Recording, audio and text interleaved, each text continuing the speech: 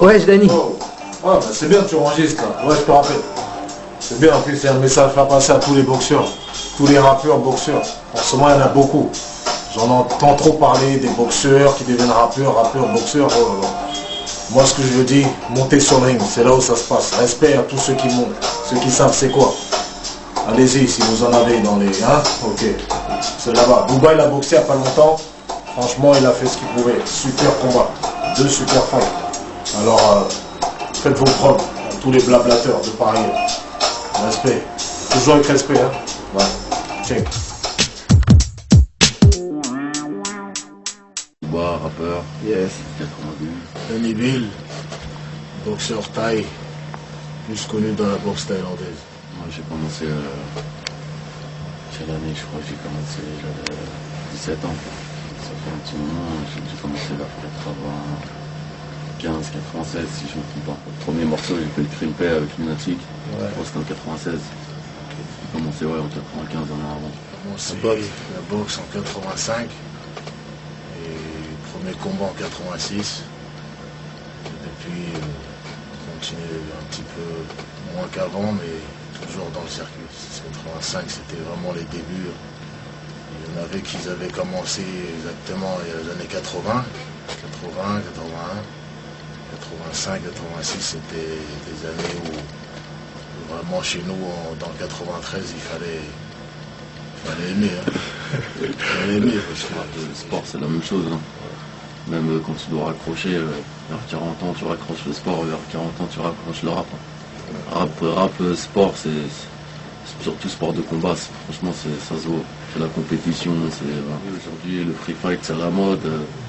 Bon, la boxe thaï, c'est toujours à la mode, mais à l'époque, la boxe thaï, c'était vraiment le sport des quartiers, entre guillemets. Voilà, tout le monde faisait de la boxe thaï. Moi, j'ai toujours fait des sports de combat. Quand j'étais jeune, je faisais du kung-fu, des trucs comme ça. Donc, quand la boxe a débarqué, enfin, pas au tout début, mais ça m'a toujours intéressé, donc j'ai dû commencer vers l'âge de 17 ans. pour la boxe thaï, en Thaïlande, franchement, c'était là où j'ai vraiment progressé dans ce sport. Parce que là-bas, c'est la culture, c'est leur vraie culture. Et moi, ça m'a permis vraiment de progresser dans ce sport. Et prendre aussi mes titres là-bas, j'ai pris toutes mes ceintures là-bas. J'étais d'abord reconnu là-bas avant de me faire connaître en France. Alors, c'est bon pour un boxeur qui est dans ce sport-là. D'abord se faire connaître dans le pays. C'est leur truc. Hein. Ouais, c'est clair. Moi, je suis allé à Bangkok, au Lumpini, je suis allé à Chiang Mai aussi, j'ai vu les combats, j'ai compris que... Bon, je savais que c'était violent, que c'était un beau sport, que c'était technique, tout ça, mais quand tu vas là-bas, tu te rends vraiment compte. D'ailleurs, quand j'étais là-bas, j'ai pensé à lui, parce que j'ai une rime, je disais... je sais plus, Dawa comme Danny Bill en Thaïlande. Et quand j'ai vu les Thaïlandais cogner au Lumpini, j'ai pensé à lui, j'ai dit, ah ouais, ok. T'as encore plus de respect, quoi. Quand tu sais que les mecs, ils sont venus boxer là, tu te dis, ah ouais, c'est chaud. Ça n'a rien à voir avec la musique, quoi. Je sais pas, quand tu montes, voilà, ta fierté en jeu, tu vois, c'est autre chose que faire un concert. Faire un concert, c'est rien. Mais là, c'est vraiment la guerre, quoi. Il n'y a plus personne autour, il n'y a pas de public, c'est toi et toi-même. ton mental et l'adversaire, quoi. Tu vois. Et voilà, c'est tout l'entraînement qui va avant. Et tu te prouves à toi-même, quoi. C'est autre chose. Parce que c'était pas si tu te fais démonter sur le ring. Hein. Ouais, il y a un minimum, hein, c'est du sport, hein, c'est comme tout, il n'y a pas de secret, hein, dur. Hein. C'est le respect, hein, comme tu es à l'entraînement, ton professeur, tu le respectes, tu vois. C'est humble, c'est du sport, mais à la fin, il n'y a pas d'animosité, c'est du sport, quoi. C'est ça qui est beau. À l'époque, il y avait Tidjani Biga qui boxait, il était de mon coin, quoi, du 92. Et puis, Danny Bill, il faisait concurrence aux Thaïlandais sans problème. Même les Thaïlandais, je pense qu'ils ont dû être aussi choqués de voir qu'en Europe, il y avait des gars qui... Voilà, mais ils connaissent les Français, les Thaïlandais. Ah ouais. Bah oui, ça. Étonnant, parce qu'arriver à un niveau aujourd'hui où il a été dans la musique, vendre autant de disques et après se dire bon je vais faire un nouveau challenge, la boxe, c'est rare. Ça veut dire qu'il n'y en a pas beaucoup qui vont le faire, même dans le futur, parce qu'il faut en avoir dans la tête déjà. Parce que c'est dur la boxe. Alors c'est pour ça que c'est super. Nous, en tant que boxeur, on peut que dire respect. Encore respect pour qu'il ait essayé déjà. Parce que beaucoup de gens, même qui sont même pas que dans la musique, ou ils sont dans autre chose, hein, dans le cinéma ou n'importe quoi. Hein. Monter, c'est pas aller danser sur scène. Okay. C'est difficile. C'est pour ça qu'il a prouvé déjà à lui-même. Parce que c'est déjà personnel, comme on va boxer, c'est personnel.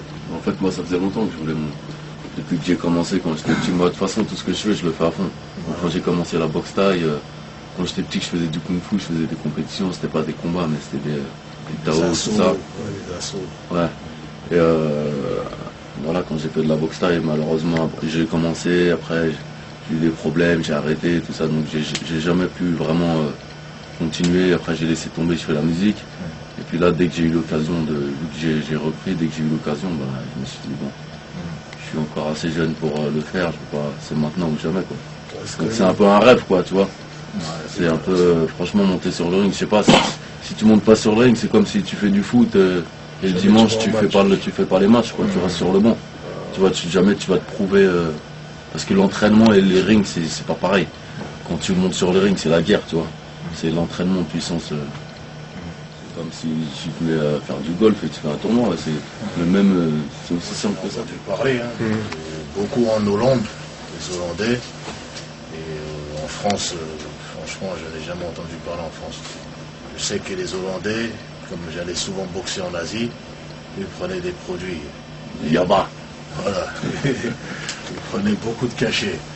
Mais après, dans la boxe, même si tu prends des produits, si tu reçois un bon coup, tu vas faire de dos quand même. Tu peux te droguer, tu peux tout faire.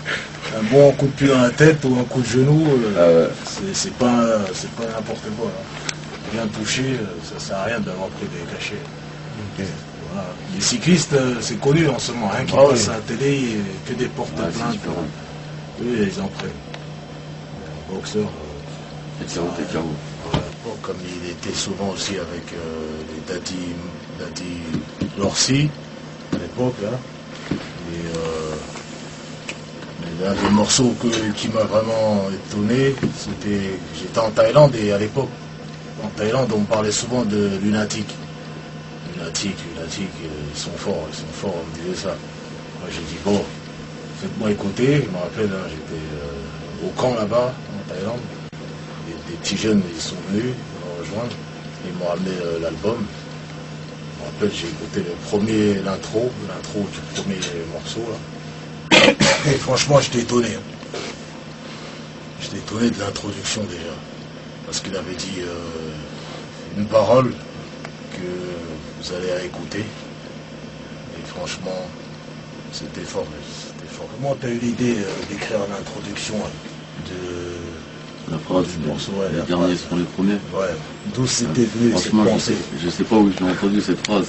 Ouais. Mais nous, je sais plus où je l'ai entendu, mais c'est une phrase qui m'avait marqué. Ouais. C'était notre état d'esprit, quoi. Ouais. C'est-à-dire, c'est partir de zéro et tu vois, surtout dans la musique, nous, on a été les premiers presque à faire de l'indépendant, mais c'était même pas c'était même pas une volonté, c'est que personne voulait de nous, quoi. On avait notre nom dans la rue, mais quand on arrivait en maison de disque, ils voulaient changer nos paroles, ils voulaient pas de notre disque. Donc c'était vraiment l'état d'esprit, quoi.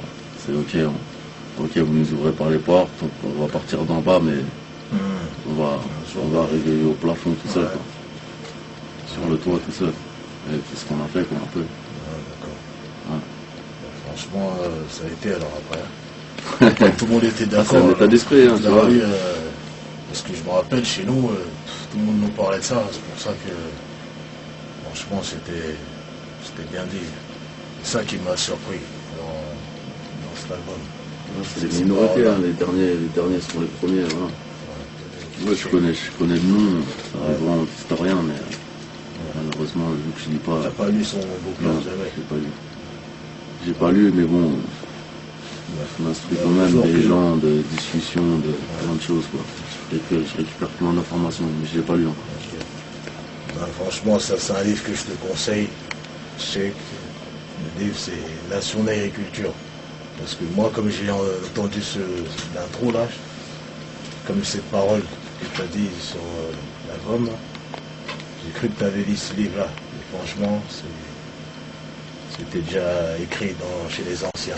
Ouais, chez les mythiques. Ouais. Voilà. En lisant ce livre-là, Je vais essayer ça de va le aller lire. loin. Ça va aller loin.